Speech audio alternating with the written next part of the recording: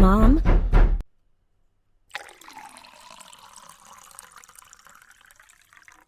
Yes, honey, I'm almost done.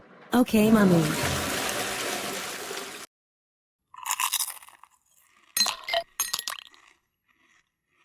Mom, when would you come pick me up? By 4 p.m., promise.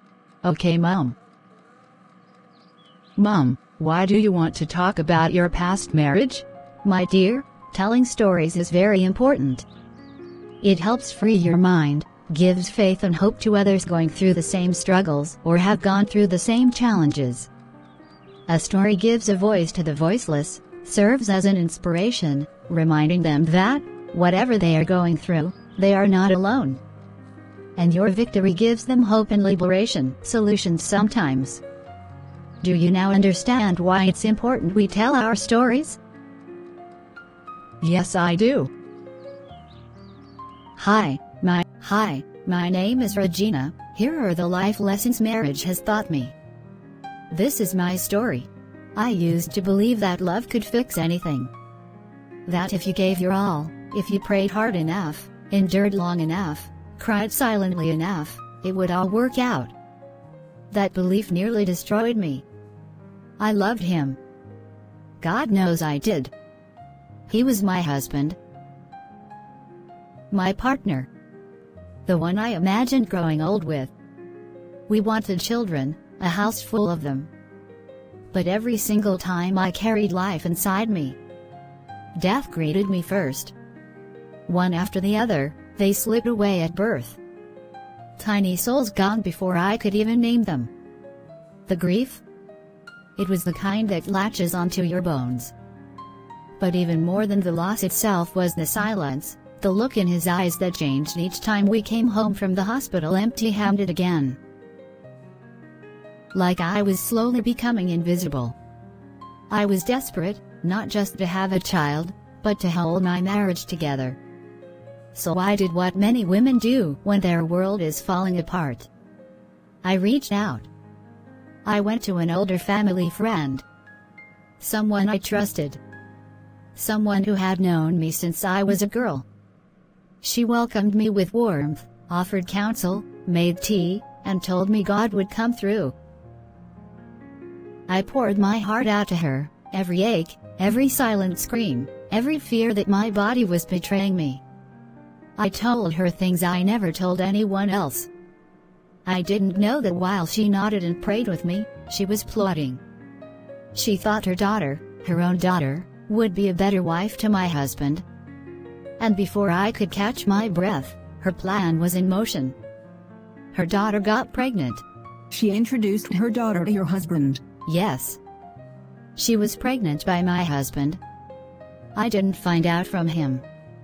No. I found out the way most betrayals are discovered, through whispers. Side glances. A cousin with too little tact and too much pity. I confronted him, of course. And when he didn't deny it, my heart didn't just break. It scattered. And yet, I stayed. That part is hard to admit, even now. I stayed. After all the loss, after all the humiliation, I stayed. I tried to fix it. Tried to forgive him. Tried to be enough. I told myself, this is what strong women do. They stay. They endure. They fight for what's theirs. I wanted to follow the Bible. I wanted to, even when my husband has defiled the bed. I want to be right by God, but looking back, I realize now that I was fighting for a man who had already walked away, just not physically. You should never feel bad for honoring God. I was nurturing a garden he had set on fire. And yet, I stayed. Let me tell you something I wish someone had told me back then. Life lesson number 1, be careful who you confide in. Not everyone who listens loves you. And not everyone who smiles at you wants the best for you. You must trust who you tell your secrets to. And you must pray for the spirit of discernment. Trust should be earned, not gifted out of desperation. Eventually, I did give birth to a son. And for a brief moment, I thought, this will fix it. This will finally make me enough in their eyes. But even that wasn't enough for his family. One child, they said. That's not enough for a man like David. They wanted more children. More wives. More legacy. I was shocked. I thought I was married to a Christian that actually believed and respected the teachings of the Bible. I was wrong. His family were able to influence him. Now they had already found the perfect woman for him, as if I hadn't just walked through fire to give them a child. This is too much for one person. And so, with the same mouth that once said I do, he told the court he wanted out. I sat in that courtroom, holding back tears, telling the judge I didn't want a divorce. I begged. I pleaded. But the judge just looked at me with pity and said, "Ma'am, there's nothing I can do. He wants to leave." Life lesson number 2, you cannot make someone love you, stay with you, or value you, no matter how beautiful, kind, giving, or loyal you are. If someone doesn't want you, your loyalty will not change that. Especially someone without the fear of God. Yes, someone you're unequally yoked with. We were both Christians but unequally yoked. I left that courtroom with nothing but my child and my shame. People said I should have done more. Prayed harder. Fought longer. But they didn't see the nights I bled in silence. The way I shrunk myself every day just to survive. The parts of me I buried to keep the illusion of wife alive. Lesson number 3, sometimes, the very thing you're holding on to is the thing that's drowning you. You think it's love. You think it's loyalty. But it's a weight pulling you deeper into misery, a spiritual blockage. God might be telling you to let go. And still, that wasn't the end of my story. It wasn't even the worst part. But it was the breaking point. The moment I finally let go. So what happened next? After the divorce, I didn't know who I was anymore. I was someone's ex-wife. A woman people pitied. A woman others whispered about at church. She couldn't keep her husband. She only gave him one child. He had to go find better. The shame wasn't always loud, but it was heavy. I thought to myself, this is the worst thing that could ever happen to me. I prayed for God's mercy. Gradually I felt free. For the first time in years, I could hear my own thoughts. My own prayers. My own heartbeat. I could sit in silence without waiting for the next storm to come. And then, life surprised me. I met a man. An older gentleman, kind and steady. He'd been married before, too. Lost his wife years ago. He wasn't flashy. But he saw me, not what I had been through, not what I could offer, just me. We took our time. I went to God this time, and I told him, "Lord, let your will be done in my life. If this is what you've ordained for me, then let the path be straight, but if not, let the path be filled with obstacles." But his presence was peace. He listened more than he spoke. When I told him my story, he didn't flinch or pity me. He just said, "It's amazing what we survive, isn't it?" That's when I knew, he wasn't here to fix me. He was here to walk with me. We got married quietly. No big celebration. Just vows, family, and peace. Then something happened I never thought possible. After 6 losses in my first marriage, I got pregnant. At 40. And then again at 33. And again at 35. Aw. They told me I was too old. Too late. But God had the final say. My womb wasn't dead, it was just waiting for the right soil. Lesson number 4, when life whispers to move and you ignore it, the whisper will become a push. If you keep resisting, it will shove you out. And sometimes, that shove is the very thing that saves you. I thought being pushed out of my first marriage was the worst thing that could have happened to me. I didn't know it was God pulling me into purpose, into motherhood, into real love, into destiny. And here's the part one still shake my head about. My ex-husband, the one who took me to court, who chose someone else, started showing up again. He wanted to see our son. But every time he came around, he lingered outside. He wouldn't come in. He was ashamed. He saw what peace looked like, and it made him feel small. But my husband, this gentle man God sent me, would open the door and say, "Come in. This is your son's home. You're always welcome here." Imagine that. Kindness toward the man who broke me. Grace toward the one who gave none. My daughter, the child I had thought I'd never have, once told me that he looked at her and said, "I could have had a daughter like you."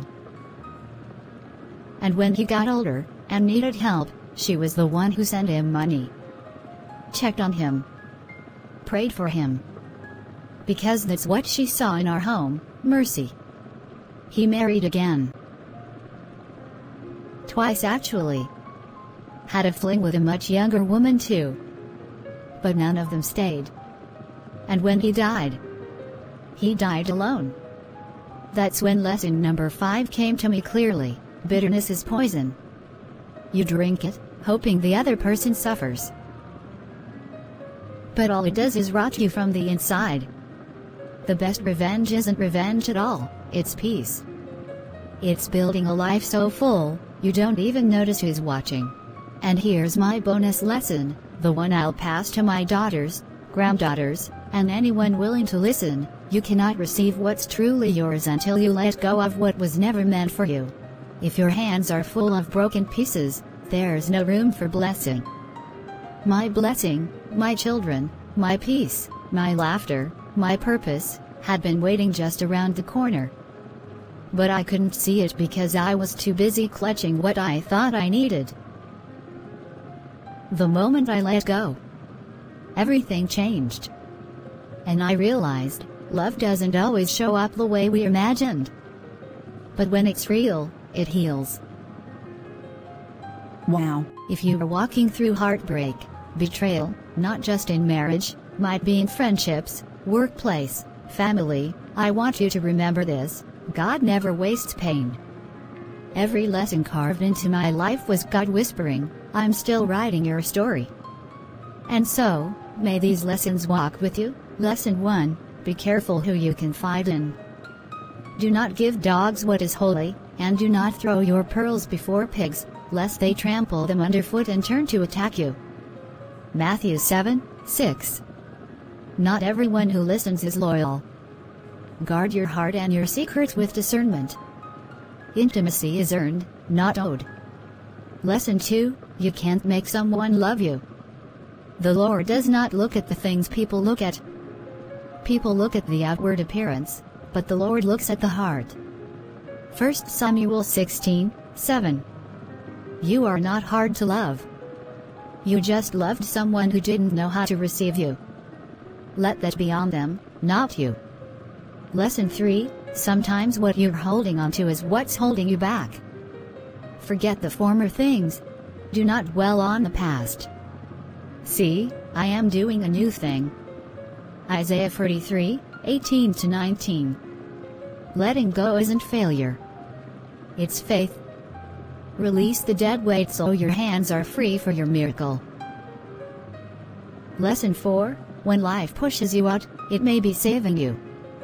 And we know that in all things God works for the good of those who love Him, who have been called according to His purpose. Romans 8:28. That shove, that closed door? It wasn't rejection. It was redirection. Trust the God who sees what you can't. Lesson 5, bitterness poisons you, not them. Do not repay anyone evil for evil. Do not take revenge. It is mine to avenge. I will repay, says the Lord. Romans 12 verses 17, 19. Forgiveness isn't weakness. It's power. It sets you free. Leave karma to God. No one does justice better than He does. Bonus lesson: you must let go to receive. There is a time for everything. A time to keep and a time to throw away. Ecclesiastes 3:6. If your hands are full of what's broken, they'll have no room for what's blessed. Release it. Your healing, your real, is waiting just around the corner. So wherever you are, whatever you're going through, remember the God who restores. The God who writes better stories than we could ever imagine.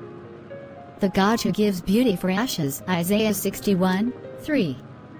You are not too old, you are not too late, you are not too broken, you're just on the edge of your miracle. Thank you for watching.